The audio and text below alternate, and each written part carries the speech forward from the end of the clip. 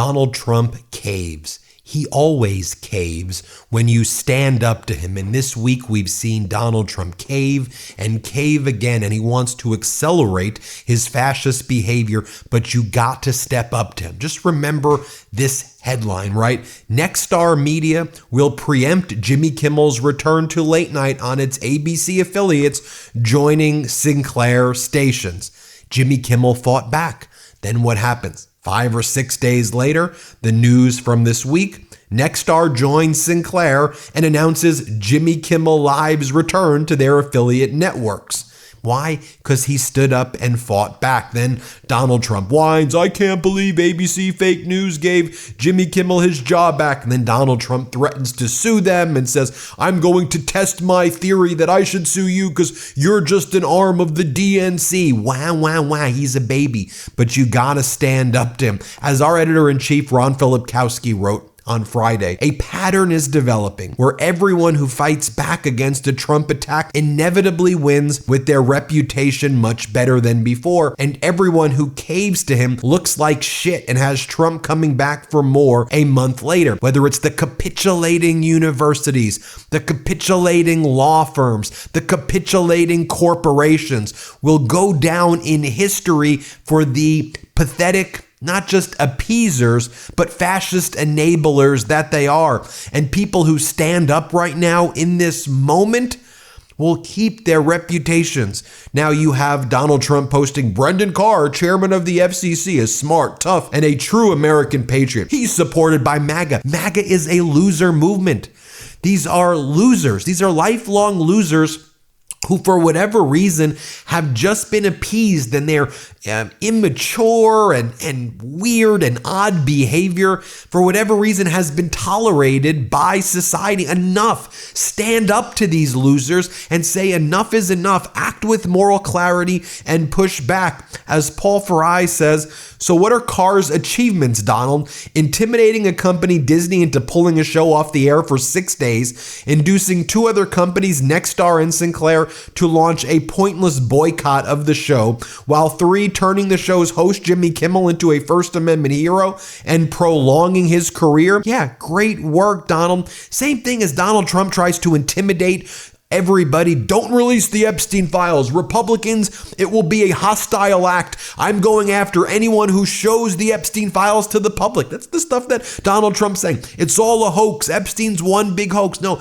you got to keep fighting, because hat tip to Thomas Massie. I'm going to make a whole other video about this today. The Republican who started that discharge petition with Democratic Congressmember Ro Khanna. They now are about to have their 218th signature because a Democratic Congresswoman elect Adelita Gravalha, she's about to become a congresswoman. She's supposed to be sworn in, but now MAGA Mike Johnson refuses to swear her in because she'll be the 218th signature on the discharge petition to release the Epstein files. And it's one of the reasons why I think Donald Trump wants to shut down the government. I'll talk more about that in another video I'm going to make today as well. But the House Oversight Democrats, they've kept fighting to get more documents. Even where the DOJ has blocked it, the Epstein estate is turning over documents like new details, new documents detailing Epstein's daily schedule from the estate. This is the 3rd batch of documents turned over. Shows meetings with Steve Bannon, Peter Thiel, and a potential visit to Epstein Island for Elon Musk. Prince Andrew is listed as a passenger on Epstein's jet. We've got these documents right now. Powerful stuff, because you just got to keep fighting with Donald Trump. He's relentless in avoiding the truth. You got to keep pushing forward. And finally, meet Lindsay Halligan. There she is, a beauty pageant contestant. She's now Donald Trump's lawyer. She's 36 years old, no experience as a federal prosecutor. She's the stooge who Donald Trump got to file that ridiculous indictment, or bring that indictment against James Comey. It's kind of an incomprehensible document when you read it as well. She beclowned herself. Well, she is a clown. When she showed up in federal court, no one else from the Eastern District of Virginia federal office showed up to even be around her, sending a message, you are on your own, as she showed up.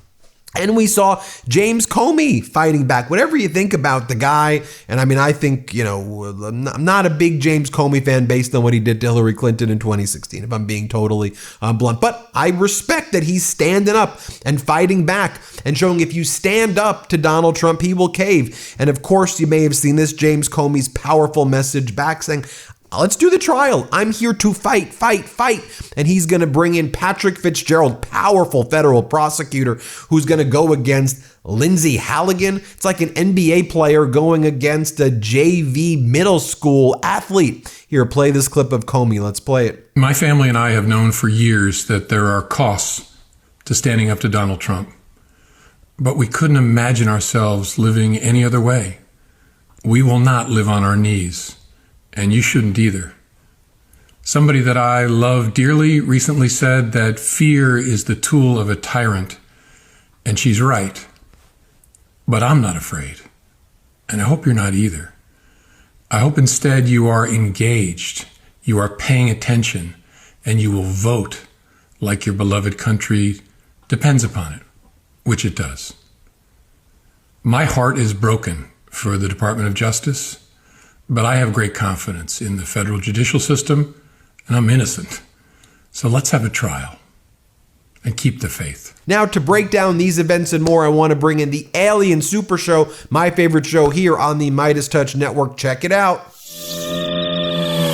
Kind of seems a little crazy down on Earth. I feel like we kind of need someone like on the inside to fill us in on what's actually going on, or someone who's trying to be on the inside, or someone who's close to the inside. I don't know. How about someone who's on the outside of the inside, I think. That sounds good. Not too inside, because then, they're corrupted. No, someone who's not establishment, but who knows what's going on. Let's go with that. I got just the person, Spornak. He's giving Nancy Pelosi a run for her money and her stocks and various bond portfolios. Calling Saikat Chakrabarti. Hello, welcome to Alien Super Show. Hello, thanks for having me. I've always wanted to be on a spaceship, but I don't really like the spaceship people these days. Yeah. Elon Musk is kind of on the outside. Okay, look, it's complicated. Okay, we don't claim him. Good. I'm glad. You're different aliens. You're not one of the Elon aliens. No. We don't blow up over Florida, so that's... Not lately. Yeah. How's the race been going? How have things been? The race has been going well. Things down here on Earth, could be better. I think we've seen some better days. Sure. But yeah, the race is going incredibly well. And, it's the silver lining, I guess, because it's going well largely because people are really frustrated with how everything else is going. People are looking for something new. And people are really frustrated with how the Democrats are reacting in this moment. No,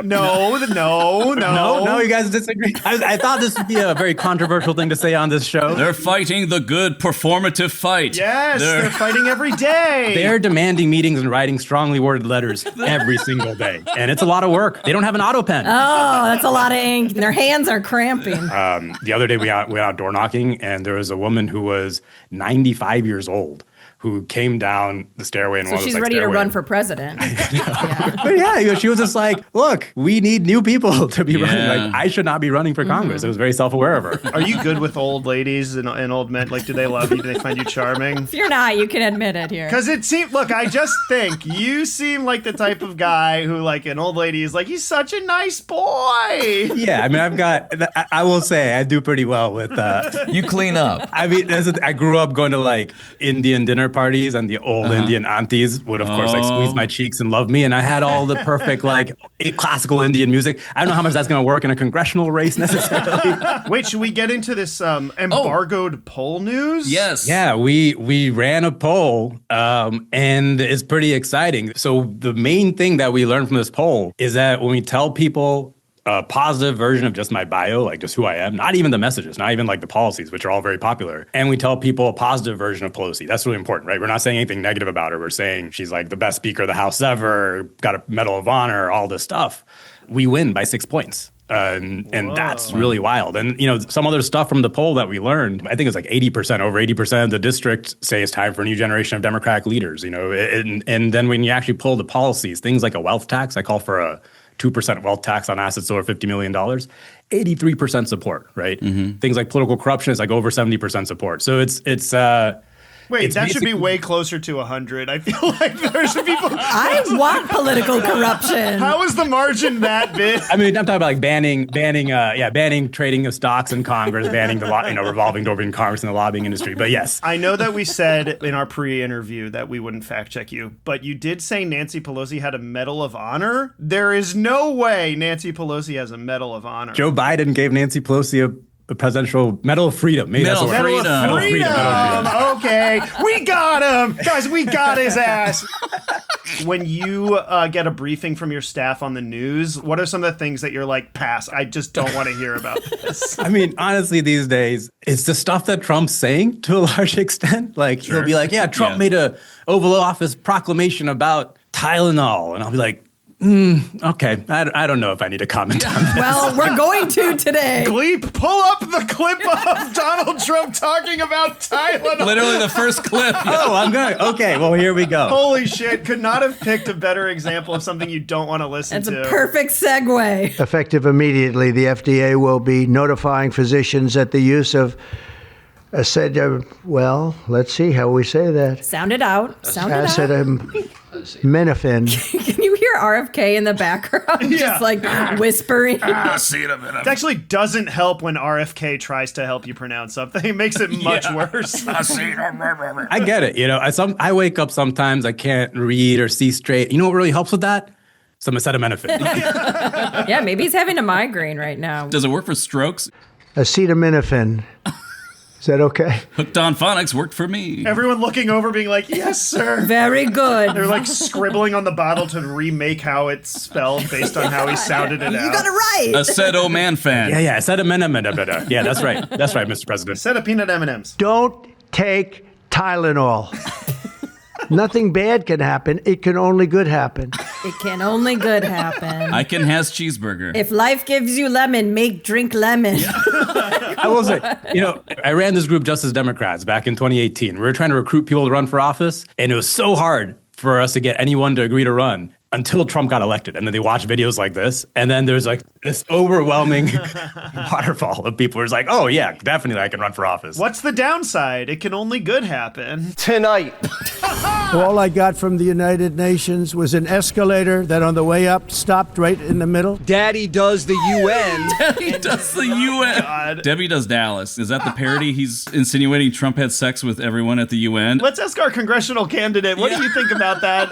Let's make some news tonight. Yeah. Not today, Gleep. Yeah, I didn't think so. Smart. Good move. Not today. Daddy's not happy. He came to the UN today, and it was a total mess. Daddy hurt Jesse. Does he always do this daddy thing? He's done it a few times. Yeah, this is the most I've seen him do it. This is maybe an inappropriate thing for a congressional candidate to talk about, but remember the whole cuck thing in 2016? Yeah. All of MAGA would be calling liberals cucks. Beta cucks. And then they kind of stop. But this is that. This is them doing it to themselves. This is very strange. Yes, it is a self-cucking.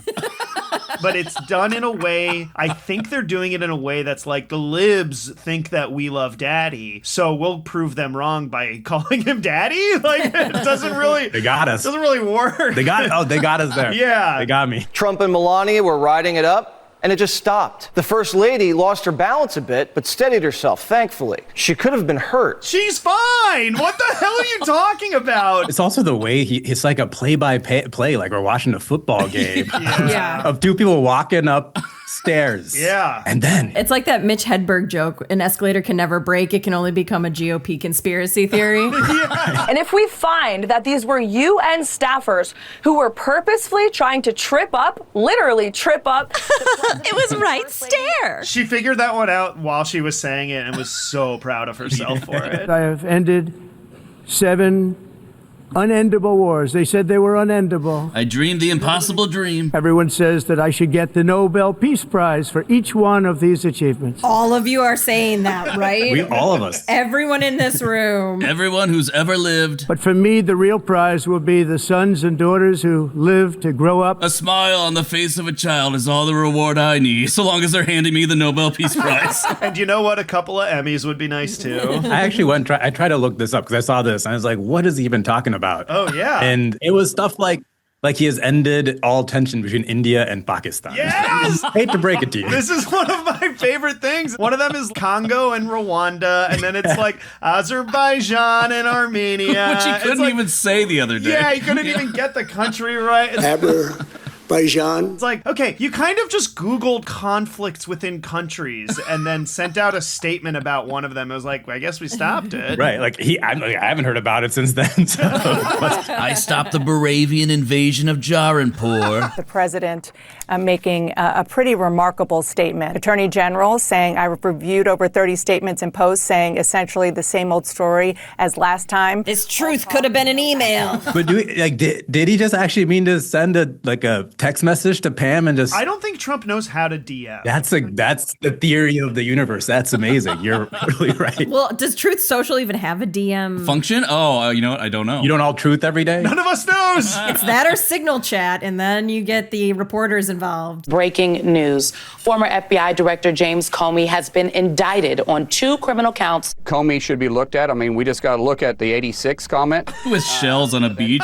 Wait until they see his dump Trump in macaroni glued to construction paper. Gavin Newsom signing a new stupid bill banning law enforcement and ICE from wearing face masks. I don't wear a mask because I don't care. I mean, the borders are, come at me. Perhaps Homan, though, should wear a mask. Any agent of the state should not be in masks. Like, this is literally what you do in a dictatorial fascist state. Yeah. So, I mean, it's absolutely wild. And Homan up there just like doing this tough guy Hulk Hogan thing. Come at me, brother. And I mean, one other thing I just read about yesterday, like they somehow lost the names of, I think, around 1,000 detainees at Alligator Alcatraz. That is so alarming. It's not alarming if you're thinking that this is the point from the start. There's also something very disconcerting about how, like, everyone rallied for Kimmel when he was kicked off the air, basically, and that's great, but people don't rally in the same way to something like this because it feels like another data point in a long story. I've got a bit of a theory about that, about like how they keep going about this, because they keep doing these really splashy shows of authoritarianism, and there'll be this big backlash. Because there was like a bit of a rally when, they put Kilmar Abrego Garcia and Saikat. Y'all remember that? And he was, deported to El Salvador. Chris Van Hollen went there, and the Democrats actually pushed back on it. And, Kilmar Abrego Garcia came back. And then a few months later, Kilmar Abrego Garcia is about to get deported again, right? And this time there's no follow-up, there's no media. Right. Same thing happened with, Mahmoud Khalil. Like, he got detained. There was backlash. He got out, and now he's about to get deported to Algeria, Syria. There's no media follow-up. Trump did was the tariffs, right? He announces the tariffs. Right. Markets tank.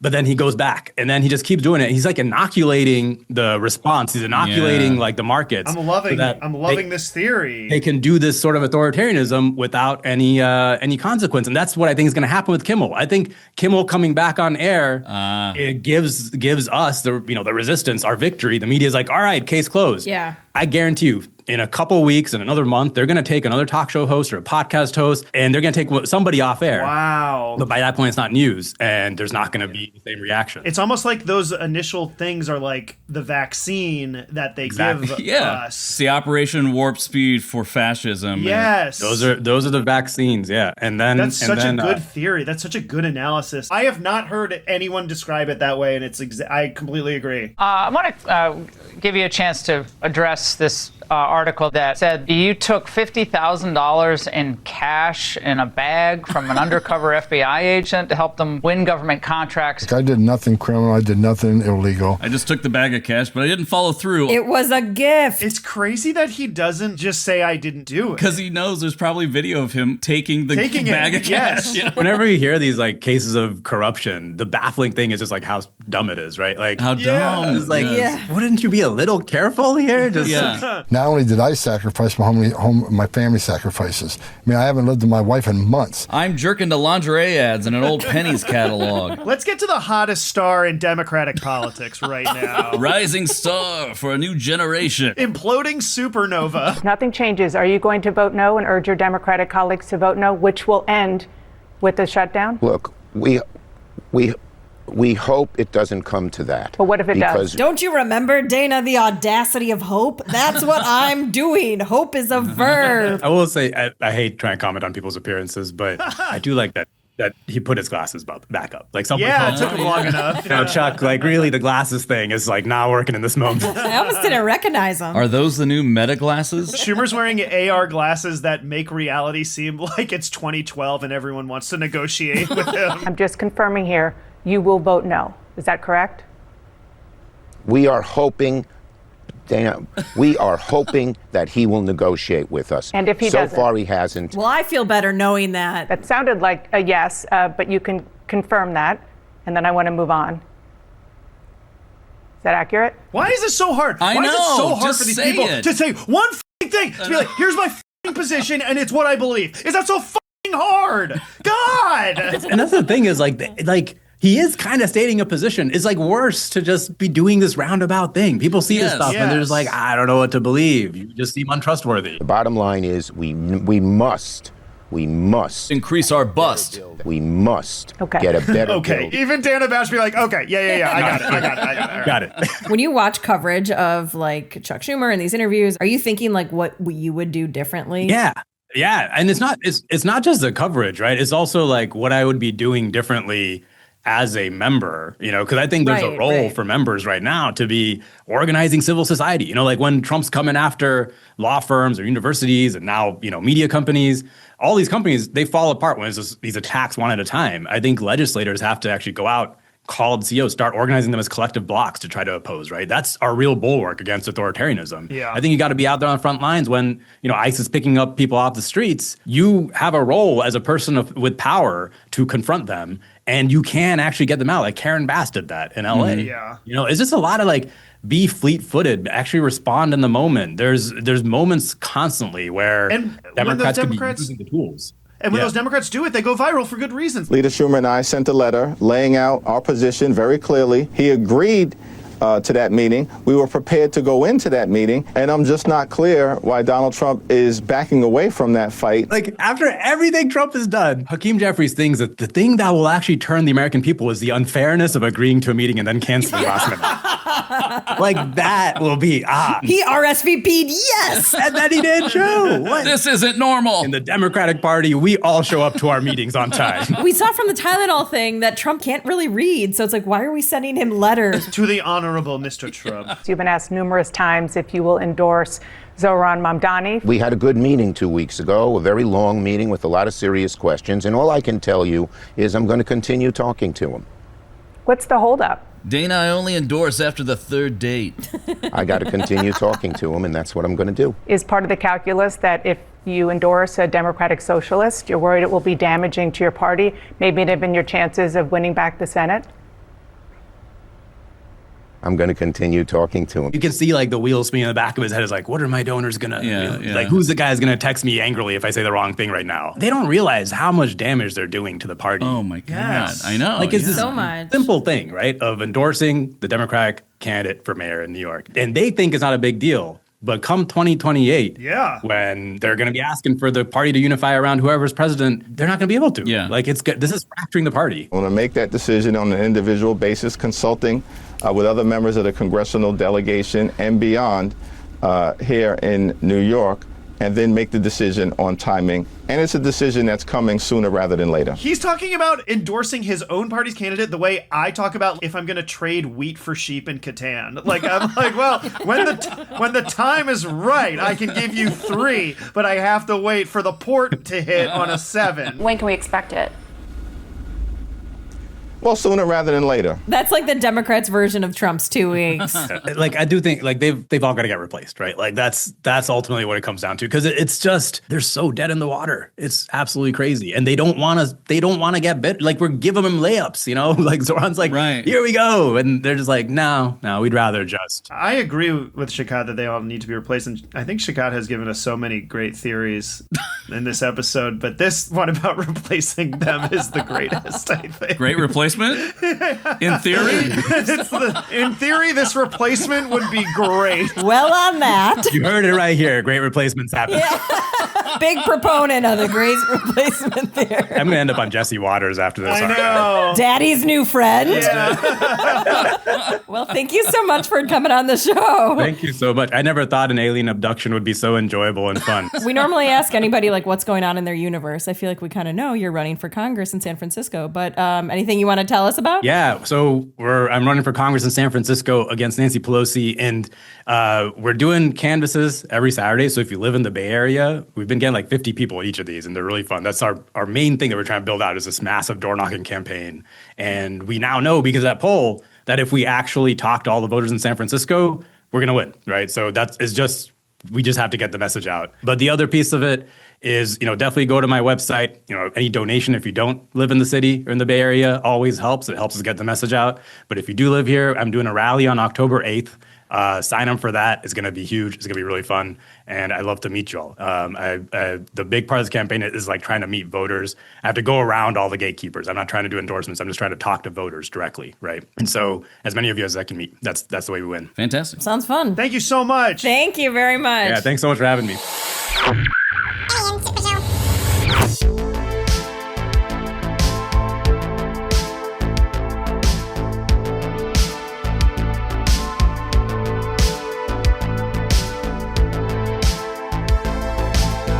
What are Democrats, in your opinion, doing to fight back? We're fighting on 4 fronts. First, communications, dealing with the social media, which we didn't do enough of, frankly, in the past. And that was a mistake, and we're trying to rectify it.